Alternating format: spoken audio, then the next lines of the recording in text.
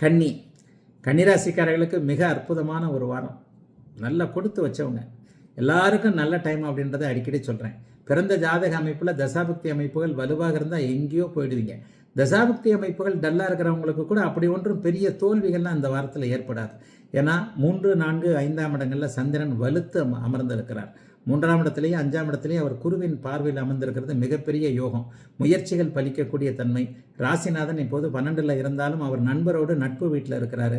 10 12ஆம் இடத்தில் இருக்கிறனால தொழில்முறை ரீதியிலான பயணங்கள் அடிக்கடி போகக்கூடிய அமைப்புகள் இப்போது அத்தனை கன்னிராசிக்காரர்களுக்கும் உண்டு.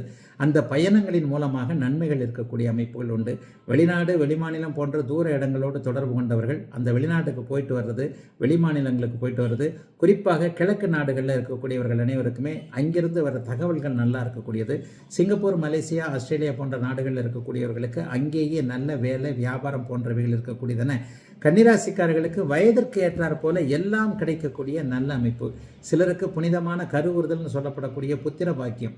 கல்யாணம் ஆகி 5 வருஷம் ஆச்சு, 6 வருஷம் ஆச்சு, இன்னும் என்ன குழந்தை இல்லையா அப்படின்னு கேட்குறவங்களுக்கு மத்தியில் வெட்கப்பட்டு கொண்டு இருக்கின்றவர்களில் தம்பதிகளுக்கு புத்திர பாக்கியம் அப்படியே அருளக்கூடிய அமைப்புகள் இந்த வாரத்திலேயே இருக்குது. ஆகவே இந்த வாரம் கொஞ்சம் நல்ல வாரம்னு தான் சொல்லுவேன். தொட்டது துலங்கும். ஆனால் நீங்கள் தான் முயற்சிகளை பண்ணணும். நீங்கள் பண்ணுற முயற்சிகள் எல்லாத்திற்குமே நல்ல விதமான பலன்கள் கண்டிப்பாக கன்னிராசிக்காரர்களுக்கு உண்டு. ஆகவே எதுவும் நன்றாக அமையக்கூடிய, எல்லாம் சிறப்பாக இருக்கக்கூடிய, செயல்படக்கூடிய ஒரு நல்ல வாரமாகவே இந்த வாரத்தை சொல்லலாம்.